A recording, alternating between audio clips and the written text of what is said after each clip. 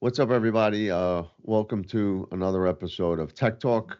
This is Steve Santamouris, and I am joined by El Jefe, or the boss, Mario Zaki. What's up, Mario? Hey, how are you? How you doing? I'm How's good. We're everybody? right next door, by the way, in case you can't tell from the windows. Um, so yeah, the point of this podcast is, really just to educate, maybe tell some stories. We obviously see a lot of things, talk about some assessments, but the idea is we want everyone to just walk away with something that they can use, something to be on guard for. And so today we're going to talk about something that we're seeing more and more, which is AI as it pertains to cyber. And I know The conversation can big go on. hot topic of Yeah, big hot topic. Yeah, because everywhere now. I mean, we're not the only ones using AI. The bad guys are, of course, as well. Now, you did a big kind of segment in the podcast, Mario's real podcast, by the way, that he's on with two. It's called Unhacked with two other MSP owners. So this is more the side piece, the side girlfriend that he has. This podcast. But that topic was really all about AI. So you want to just maybe summarize. Yeah, so I mean, we on our on Hack.live podcast, what we ended up doing is, and we have a couple managed service providers from throughout the country and Canada. We have and we meet on like a weekly basis and discuss different topics. And what we were talking about with AI is not only how like we use it for as a managed service provider and how we can help our customers use it and leverage it with their businesses, but how hackers are using it to make their life easier and in a lot of cases better when it comes to stuff like phishing, improved phishing emails, and then if they do gain access to the network, how they're using AI to speed up and have AI kind of do the work for them and even calculate uh, the ransomware price, that based on what they feel like would be working. I'm just looking at that The bulldozer bulldozer? behind What you. the hell? I'm like, what the hell's going on here? Um, yeah, I mean, one of the more popular, one we're hearing more is like polymorphic AI, which is pretty crazy actually. It's if it's not detected, one of the things it's going to do is almost like camouflage itself on the network, and it'll actually learn because it's using machine learning, right? So it can actually learn how to circumvent the security, which is pretty crazy. So it really a lot of it comes down to detection, and I think uh, another not a version of it, but one of the things it could also do is it has like a bunch of different variants, so it will actually test the security. So your IT company, for example, may actually catch some of the uh, what do you call it? Like what is technically it's releasing? Not like code, right? Like um, bits of code.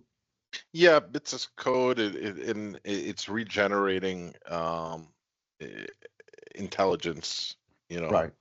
yeah. So in this case, with polymorphic, if it's, so your IT company may actually flag and quarantine a couple of the variants because what it'll do, it's testing. But again, it all comes down to detection. If it's not actually detected, or I guess blocked would be the better way to say it, um, it's going to camouflage itself on the network and it will keep kind of sending, it's almost like sending flares out, like testing to see what your security is going to or not going to do. So you as a business owner are thinking, well, hey, my IT company's great, we're catching everything, but the actual, it's like the call is coming from in the house, right? Yeah. It's embedded in the network and it's actually eventually going to figure out how to get around the security. Yeah, yeah. And what's important is to kind of have the battle of AIs. You essentially, they're using AI to get around your security, but you need to, to use AI, for your security to kind of detect them. So it needs to learn against each other. You have to evenly match. But using traditional antiviruses like Norton, Symantec, even Kaspersky. Well, Kaspersky, Biden just passed a law saying Kaspersky's banned in the country now. So if anybody is using Kaspersky, you need to get off of that as soon as possible. But just basic antiviruses don't have built-in AI that will adjust, according to the environment. Yeah. On that, you mentioned, because I hear this a lot. For those of you who are wondering where did I hear this guy's voice, it's because I probably called your office about a dozen times and sent you all kinds of stuff in the mail. But one of the things that we hear a lot about is, well, yeah, we're okay. We have an antivirus. Like people even today still think, and AI is a term that's thrown around so widely. It's kind of, you hear it in everything, right? It's all over social media.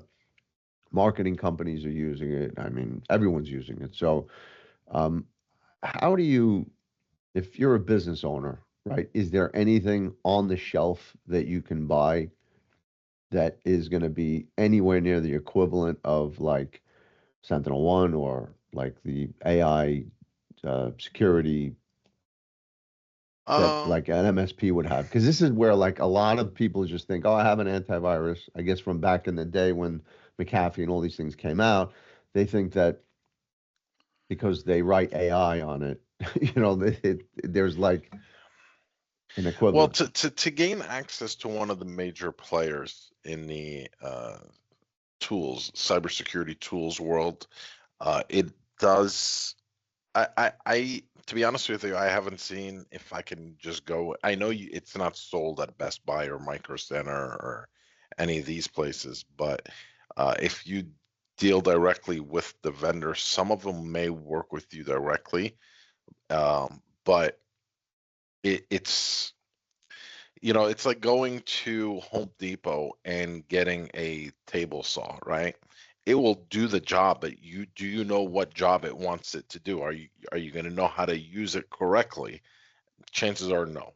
Like all this stuff is a tool. Knowing how to configure it and how to get it to be aggressive but not too aggressive, and do exclusions and do concentrations on it and stuff like that. Those are what you need.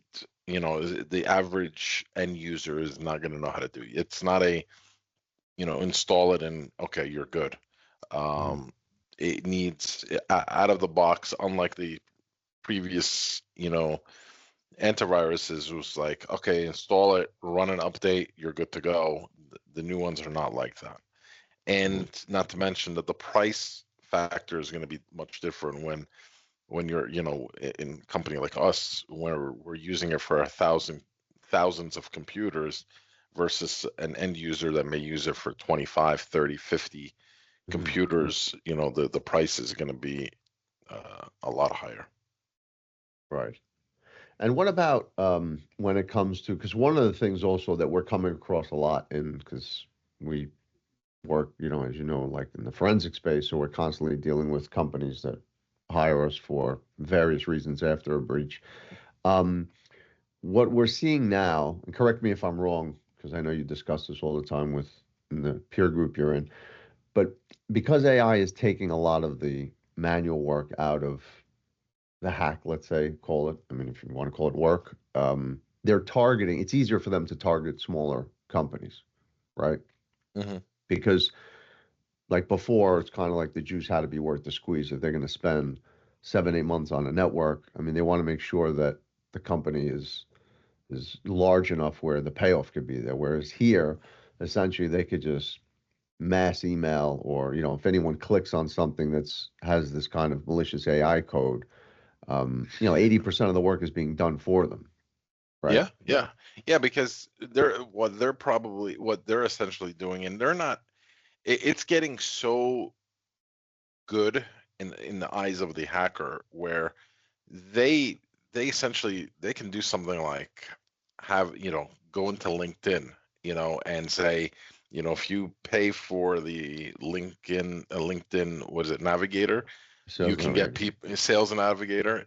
You can get like people's emails. Is that the right one that I'm talking about, the Navigator, Sales Navigator, Navigator, gives you yeah. the email. Yeah. So essentially, these guys will just get a subscription to like Sales Navigator and just say, let's target, doctors, and they'll just say, all right, doctors, and then AI will go in there and pull all the email addresses, the names, and then auto generate in the back end.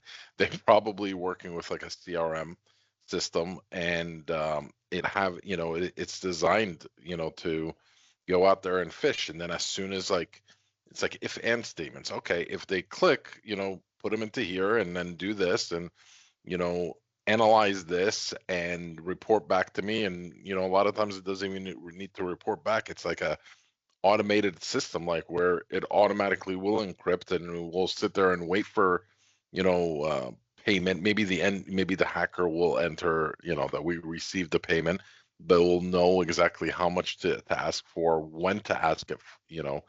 If they gain access, they're using AI to be able to tell, like they can go through your network or go through your QuickBooks or go through your emails and say, okay, well, these people are in, this industry. The highest time of the month where they have the most revenue is like, the beginning of the month, and they've reached points of like, you know, call it $200,000, in accounts receivable.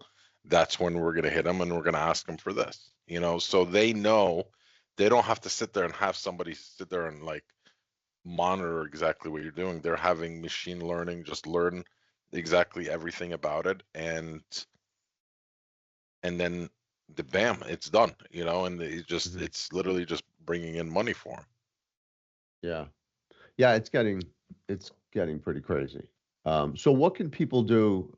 Obviously, and this is you can maybe bring some light on this also, because because I speak to so many people. A lot of times because the solution to this, or let's say one way to kind of reduce the chances of something happening, right, is to do third party assessments, third party pen tests, right?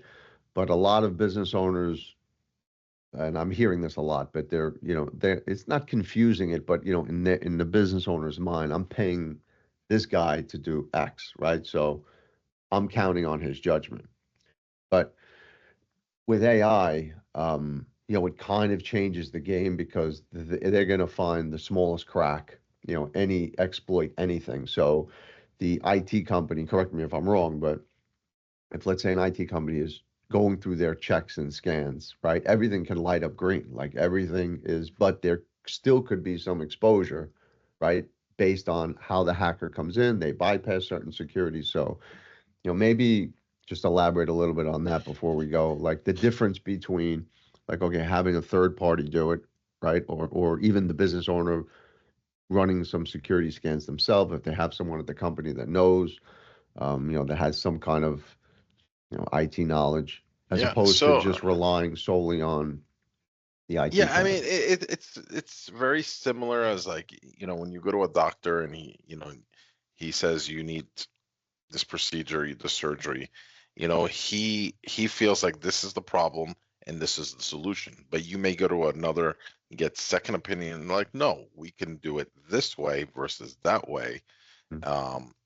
And that other person may see something that the first person did not.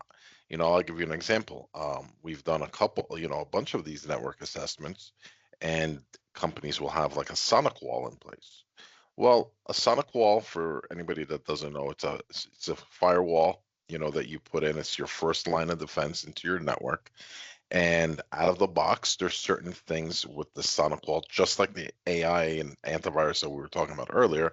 Out of the box, it needs to be configured. Like it will work right out of the box, but there's certain things that you have to do to make it more secure.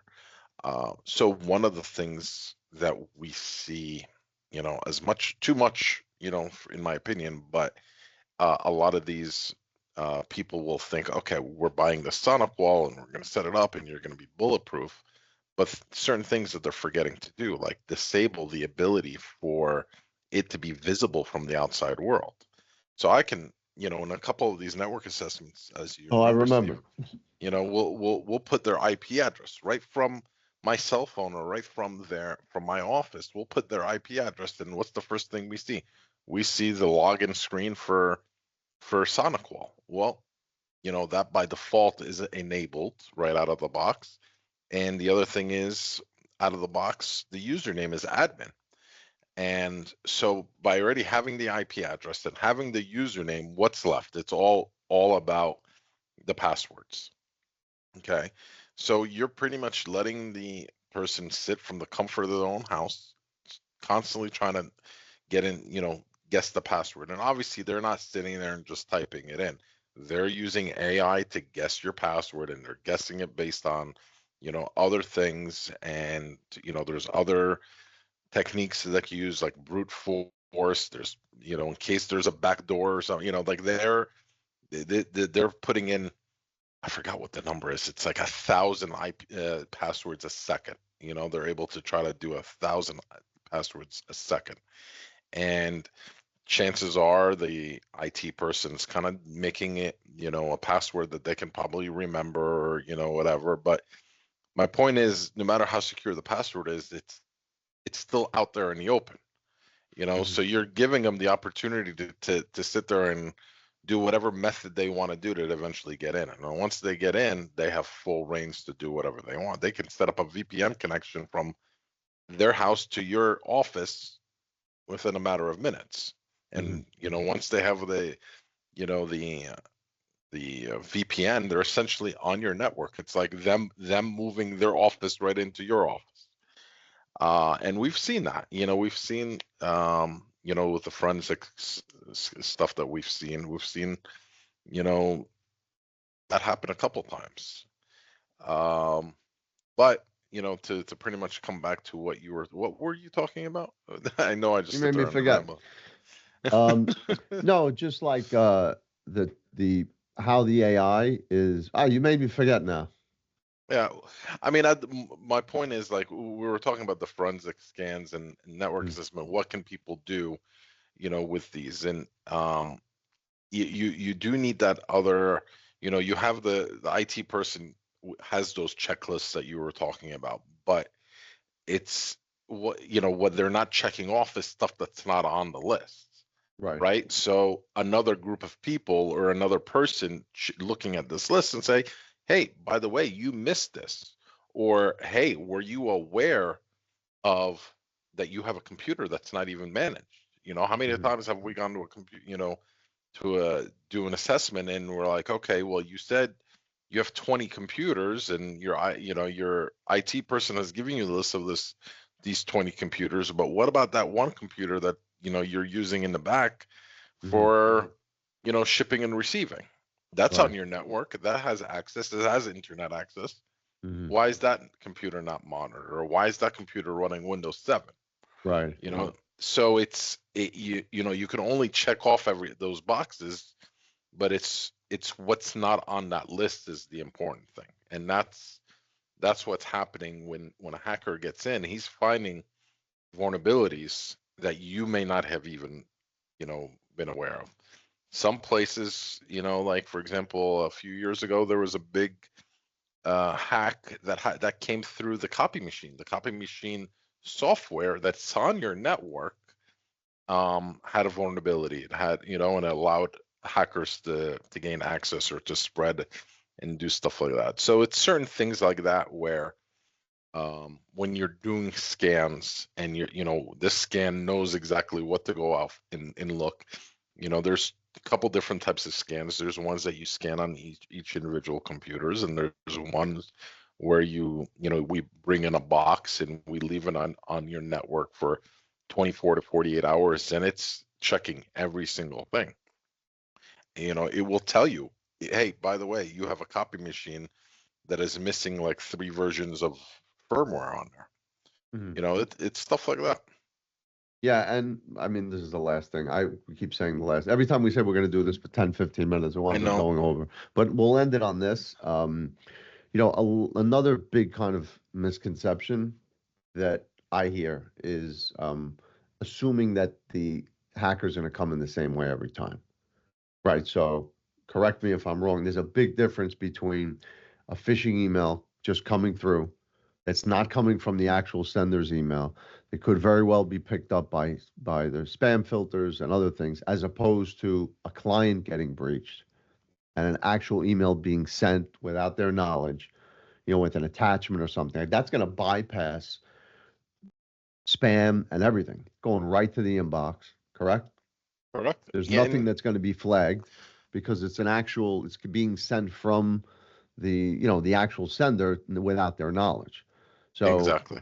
yeah, and it's And we can protect our customers, right? We can put in spam filters in place. We can put, security in place. We can do, we have we tighten down their email servers and stuff like that.